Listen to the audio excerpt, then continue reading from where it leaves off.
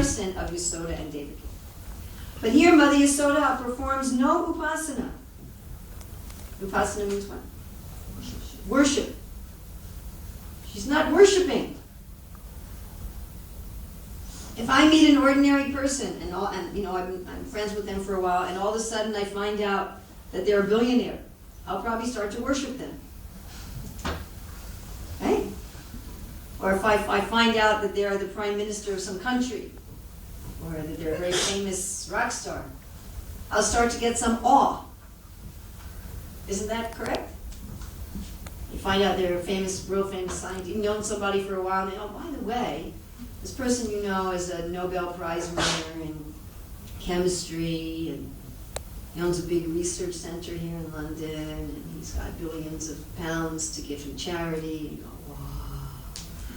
You start to worship. And Mother Yasoda, she sees the whole universe is in Krishna's mouth, and she doesn't start to worship.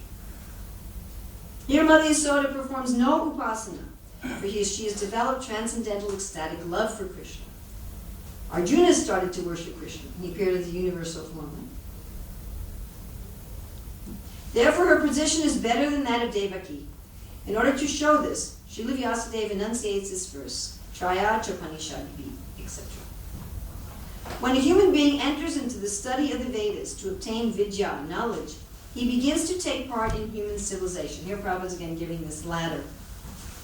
This is better than this is better than this. Rupa Goswami does this, of course, in what book? This is better than this is better than this is better than this. Nectar instruction, yes, tradition. When a human being enters into the study of the Vedas to obtain vidya knowledge, he begins to take part in human civilization. Then he advances further to study the Upanishads and gain Brahmajnana, a personal realization of the absolute truth, and then he advances still further to Sankhya Yoga in order to understand the Supreme Controller who is indicated in Bhagavad Gita, Param Brahma, Param Dhamma, Pavitram, Paramam Bhavam, Purusham, Shashvatam. Anyone tell me about that verse, where it's from? What's the context? Verse is from chapter? Close. 10. Context?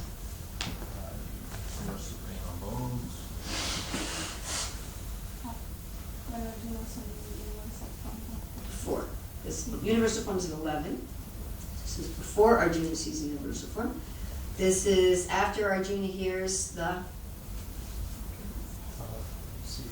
seed verses of the Bhagavad Gita.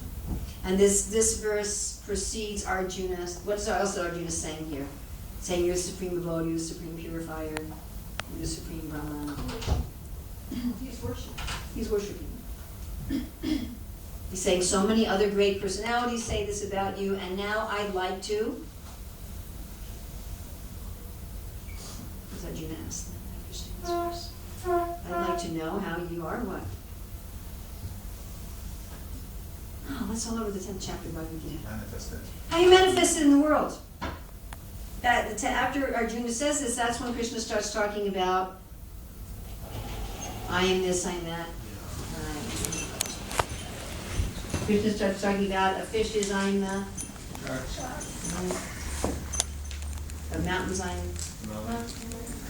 Himalayas is of immovable things and mountains is etc. etc. And then after Krishna explains all that and says this wasn't really very important, then Arjuna says, okay, now I've heard about this, now I want to see it. That's 11th chapter. Okay, that's the context of this verse. This verse is important because this is the verse where Arjuna also says that not only am I saying this, but so many great personalities are also saying this.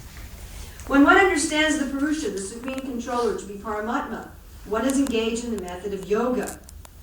Janya Vastita Tadgatena Manasa Pasyanti Yam Yogina. That's from 12. But Mother Yasoda has surpassed all these stages. So basically, Prabhupada is reiterating the point he made in the previous paragraph, which is the main point of this verse, that you get to some point by understanding the Vedas, right? Traya, the 3 Vedas. You get to a higher point with the Upanishads, a higher point with Sankhya Yoga, and all of these scriptures, Upagiyamana, is to praise Mahatma. All the Mahatmas are praising these scriptures, but Harim Samanyatatmajam. Harim, the Supreme Lord, Sa, she, Manyata is thinking as her Atmaja, her son. So, but Mother Yasoda has surpassed all these stages. So generally people think that each of these stages are supreme. The best thing is to be an accomplished person in the world, to be a good karmi. I'm sure that the vast majority of us were raised that way, that the perfection of life is to be a good materialist.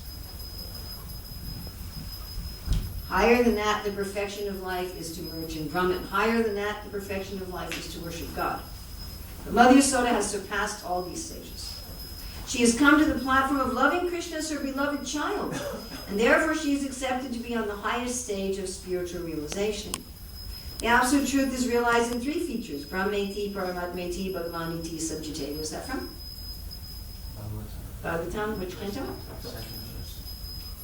But she is in such ecstasy that she does not care to understand what is Brahman, what is Paramatma, or what is Bhagavan. So who teaches this? What system of religion or spirituality teaches that there's something higher than worshiping God and knowing God? And that higher is to just be loved.